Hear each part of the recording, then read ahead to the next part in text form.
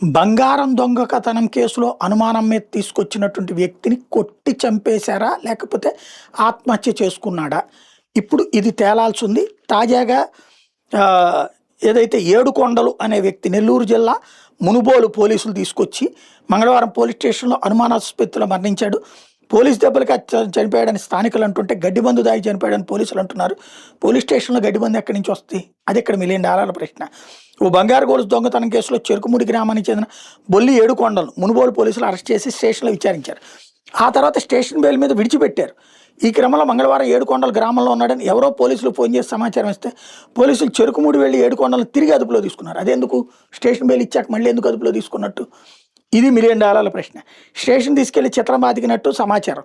ఇది వీళ్ళకి ఎవరు చెప్పారో తెలియదు, వీళ్ళు ఊహించి రాసేశారు.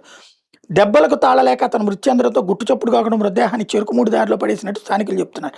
ఏడుకొండల మృతదేహాన్ని ఎవరికి చూపించకుండా పోస్ట్ మార్టం నిమిత్తం గూడూరు ప్రభుత్వ ఆసుపత్రి తరలించడం కూడా పలు అనుమానాలకు తావిస్తుంది. ఏడుకొండల సోదరి మంగళవారం రాత్రి స్టేషన్ చేరుకుని మా తమ్ముడిని తీసుకొచ్చి ఏం చేశారని విలపించడం కంటతడి పెట్టించింది. కాగా ఏడుకొండలు గడ్డిమందు దాగి చనిపోయాడని పోలీసులు చెప్తున్నారు.